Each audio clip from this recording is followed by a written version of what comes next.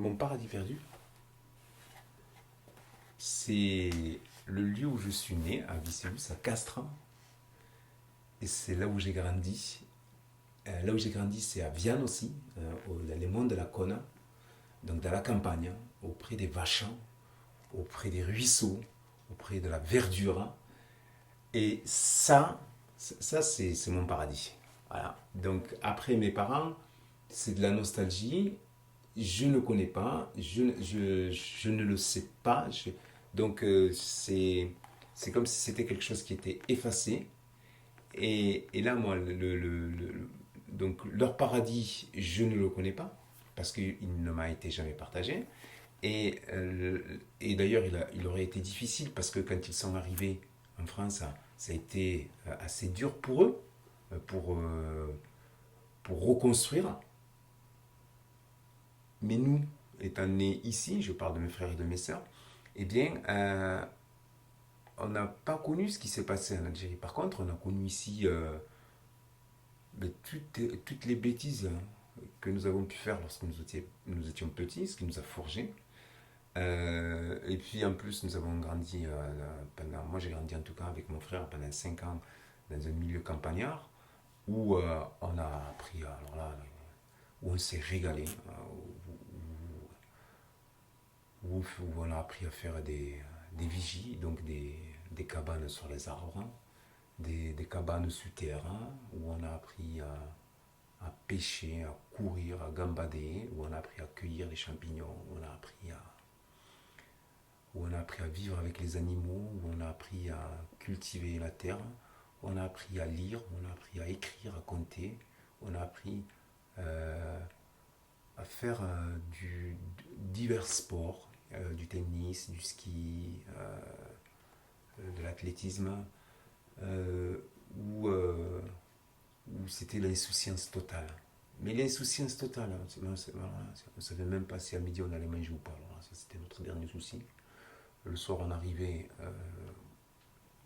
je sais même pas, les parents ils s'occupaient de nous, mais la douche, mais je sais pas comment ils faisaient avec 8, quoi, hein, la douche et puis faire les devoirs. Et puis, c'était.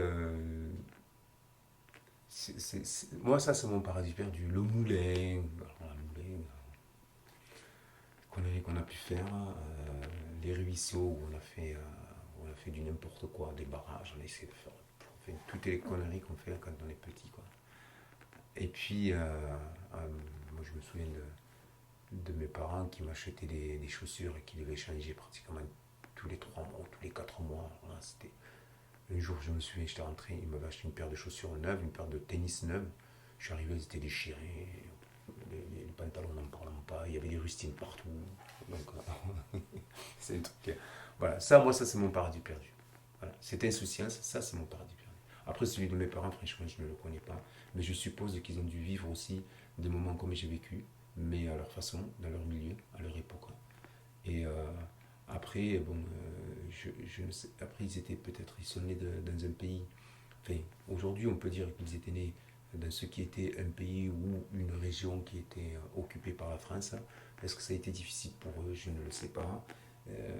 Après, si on peut le savoir au travers des livres, mais après, chacun raconte un petit peu sa sauce. Donc, moi, j'ai appris en tout cas au travers de ce qui a pu être dit sur l'Algérie française que c'était pas Jojo, autant d'un côté que de l'autre, hein, qu'il avait été fomenté, euh, qu'il avait été fomenté des attentats vis-à-vis de pour certains vis-à-vis de leur propre population, pour accuser l'un et l'autre, et ainsi de suite. Enfin, tout ça, je crois que c'est vrai, parce que dans une guerre, il n'y a rien de propre, hein. Tout est permis, tous les coups sont permis. Et donc je crois qu'ils ont dû vivre. Je sais pas si. Après, c'est à eux qu'il faut leur poser la question, mais moi j'y suis jamais arrivé. Et leur paradis, ben, il est peut-être là-bas lorsqu'ils étaient jeunes. Je sais pas comment, de quoi il était fait. Par contre, moi, mon paradis, c'est Viane et Castres. Ça, c'est mon. Alors, ça, c'est la classe. Voilà.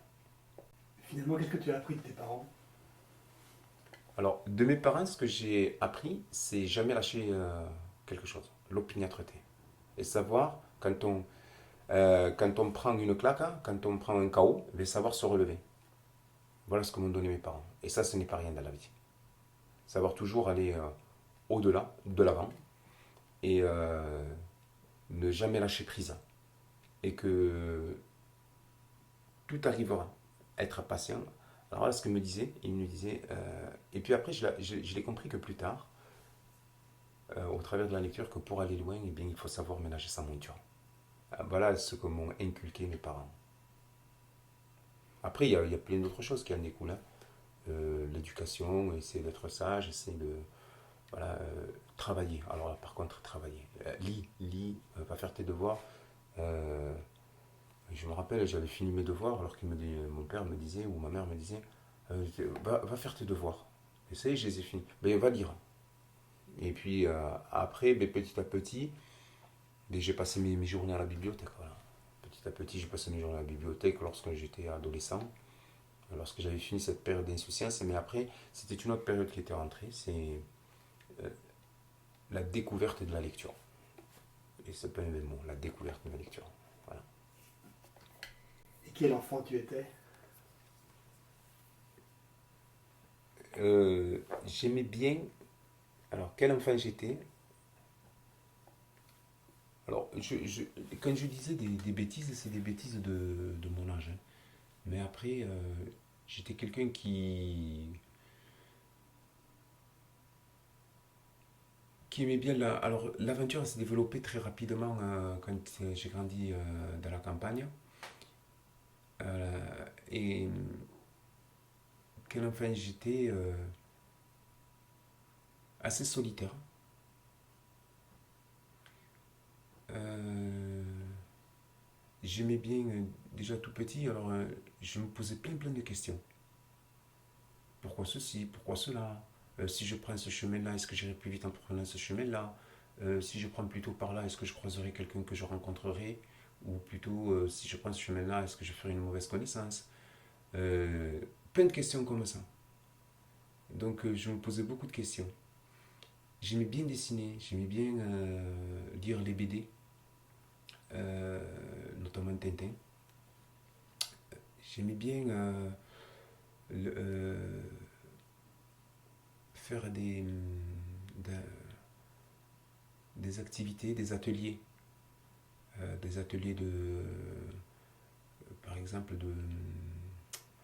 je des ateliers avec de la terre glaise, on faisait il y avait des activités qui se faisaient et j'aimais bien ça, travailler la terre glaise pour faire des pots, pour faire des cruches, pour faire des choses comme ça. J'aimais bien aussi, ah oui, j'aimais bien, c'est un truc extraordinaire, j'aimais bien tricoter. Les mailles à l'envers, les mailles à l'endroit, les trucs comme ça. Tout petit, je me régalais. Je faisais des concours, des écharpes, des chaussettes, des gilets, que je mettais, hein. Ça m'allait petit, ça allait de travers, ça partait dans tous les sens. Mais alors là, je me foutais royalement, quoi. C'était l'insouciance totale, quoi.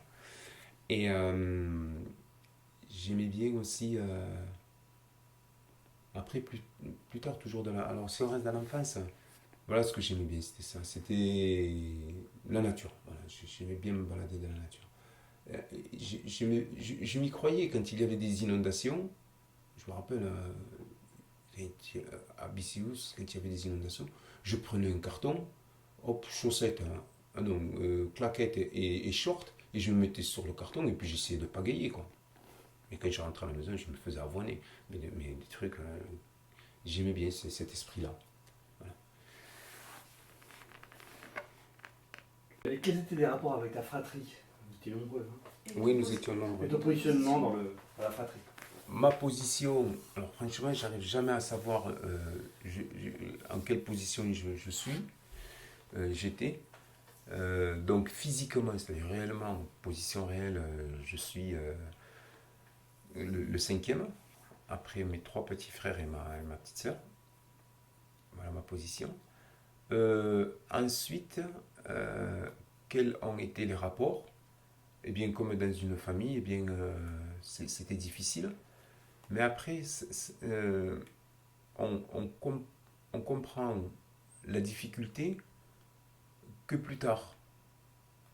Quand j'étais petit, je ne comprenais pas qu'il y avait une difficulté, je ne comprenais pas qu'on était 8, c'était normal pour moi, 8. Voilà, je suis dans une famille de 8, mais je me foutais mais royalement. Enfin, c'était pas mon souci, quoi. Et puis en plus, mes deux grandes sœurs et mon grand frère s'occupaient de moi. Donc, notamment ma grande sœur qui s'occupait de moi. Donc là, il n'y avait pas de. Moi, j'étais dans l'insouciance totale parce qu'il y avait au-dessus de moi des gens pour s'occuper de moi, en dessous de moi pour que je puisse faire des âneries avec mes petits frères et mes petites sœurs. Donc voilà pour la position physique. Mais après, plus tard, j'ai vite compris que même si j'avais des sœurs et des frères, le chemin que j'allais parcourir ne dépendait que de moi. Et donc j'ai vite compris, après ça a été très rapide, hein, que j'étais... euh, que là, j'avais compris qu'à 8 c'était oppressant.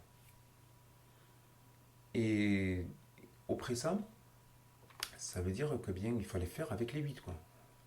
Il fallait partager un appartement, un F5 à 8. Il fallait vivre ensemble. Et donc j'essaie toujours euh, de mettre en place, euh, fictivement, euh, un espace vital. Voilà. Ça, je l'ai compris très rapidement à l'adolescence. Et que pour ça, eh bien, il fallait respecter ce que je voulais pas que l'on me fasse, il fallait pas que je le fasse à mes frères et mes sœurs. Donc du coup, respecter, qu'il soit petit ou qu'il soit grand, respecter tout le monde. Et, euh, et puis après, pour pouvoir travailler, le mieux c'était de s'extirper de la maison, donc la bibliothèque, où j'ai passé des heures, des heures, et des heures, et des heures, et des heures, et des heures. Même pendant les vacances, c'était 8h ou 9h, elle ouvre à 9h, 8h, 9h, ouais, 9h. Elle ouvre à 9h midi, 14h, 18h. Bibliothèque annexe municipale. Et là, j'ai passé toute ma vie, pendant les vacances ou hors vacances. Et ça m'a forgé. Donc ça, c'était bien. Et puis après, c'est pour ça que j'ai demandé à être interne à Toulouse, au lycée. Alors qu'à Castres, des lycées, il y en a. Il n'en manque pas. Et du coup, là, j'ai pu encore beaucoup plus m'épanouir. Parce que j'avais besoin de sortir de mon cocon familial pour pouvoir faire mon chemin. Mais ce cheminement a commencé très tôt, c'est pas arrivé du jour au lendemain. Voilà, donc Quand tu étais enfant et jusqu'à l'adolescence, quels étaient tes rêves?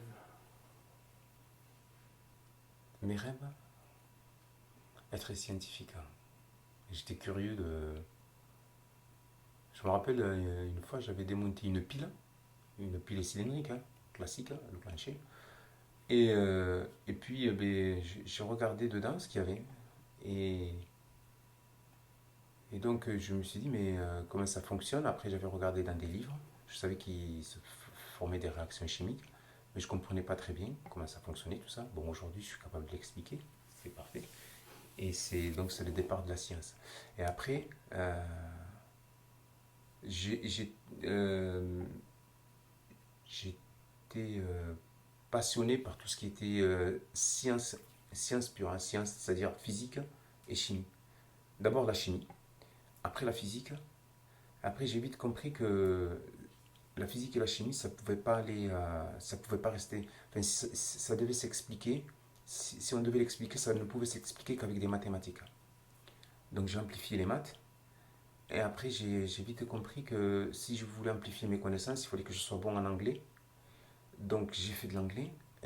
Donc j'ai amplifié l'anglais. Et puis après, du coup, j'ai vite compris aussi que s'il fallait que l'expression de mes idées, eh bien, il fallait savoir lire, écrire. Et pour savoir écrire, eh bien, il fallait savoir lire. Donc lire, voilà. Et donc c'est pour ça, d'où énormément de lecture.